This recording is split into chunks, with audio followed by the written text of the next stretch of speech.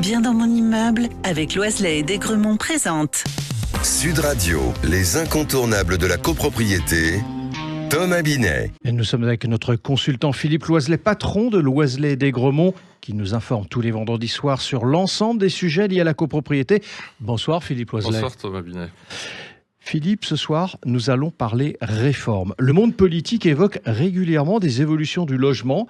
Vous souhaitiez justement évoquer quelques pistes de modernisation de la célèbre loi du 10 juillet 1965 qui organise encore aujourd'hui le fonctionnement de nos copropriétés.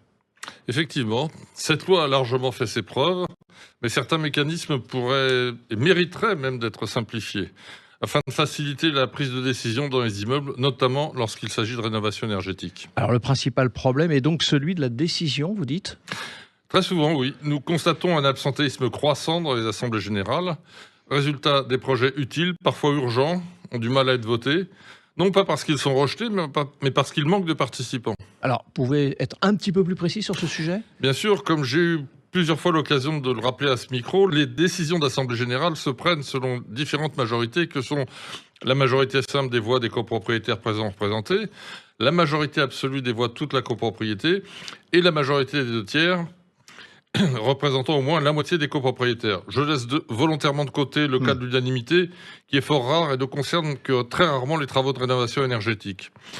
Je précise enfin qu'il existe un système de passerelle de vote, au cas où une majorité renforcée n'est pas atteinte faute de participation, qui permet en théorie de faire un deuxième tour de vote à une majorité moins forte. Malheureusement, ce système est très compliqué et n'a en général pour résultat que de rallonger la durée des réunions sans vraiment changer le sens des décisions, ce qui ne plaît à personne et ne sert à pas grand-chose. Et du coup, vous avez une proposition à avancer sur le sujet. Oui, une règle très simple, ne conserver qu'un type de majorité, celle des copropriétaires présents et représentés, c'est-à-dire la majorité simple, comme en politique. Bien sûr, alors autrement dit, ceux qui participent décident en définitive. Exactement. Chacun est libre d'être pour ou contre une décision, mais lorsqu'on est dans une copropriété, on devrait aussi avoir le devoir de participer aux décisions qui concernent l'immeuble. Et selon vous, Philippe, cela renforcerait la démocratie de proximité ? Absolument. Oui. Aujourd'hui, les absents peuvent parfois peser davantage que ceux qui votent. Demain, ce seraient les suffrages exprimés qui décideraient réellement. Alors c'est effectivement une solution simple à vous entendre et facile à comprendre. Doit-elle s'accompagner d'autre chose ? Oui, je le pense absolument. Si cette mesure est prise seule, son efficacité restera limitée. Car aujourd'hui, la loi permet aux copropriétaires de contester devant les tribunaux les décisions prises en assemblée générale, et c'est normal. C'est une protection indispensable des minorités. Où est alors le problème, Philippe ? Le problème, c'est que cette possibilité n'est pas réservée qu'aux seuls copropriétaires qui ont participé au vote et qui ont voté contre. Elle est également ouverte à ceux qui ne viennent pas aux assemblées générales. Il devient alors très simple de bloquer un projet. On ne participe pas au vote, puis on conteste ensuite la décision devant le tribunal. Résultat, les travaux sont retardés, parfois pendant plusieurs mois, voire davantage. Alors là aussi, vous avez une proposition pour remédier à cette situation. Oui, c'est très simple. Si un copropriétaire a été régulièrement convoqué à l'assemblée générale, ce qui est évidemment indispensable pour garantir les droits de chacun, et qu'il a choisi malgré tout de ne pas participer, il ne devrait plus pouvoir contester ensuite les décisions prises. Mais Philippe, certains diront qu'ils ne peuvent pas toujours être présents aux assemblées générales pour des raisons d'engagement ou d'emploi du temps.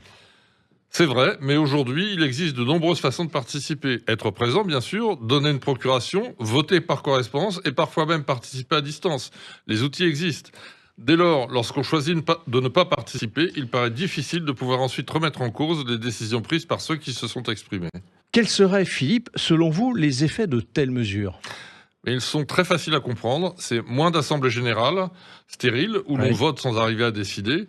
C'est moins de coûts, moins d'honoraires, moins de frais postaux, moins de frais de reprographie, moins de temps passé par le syndic et par le conseil syndical, moins de devis répétés, c'est moins de dégradation du bâti parce que les travaux votés plus tôt coûtent moins cher et évitent les urgences. Et surtout, plus de sérénité.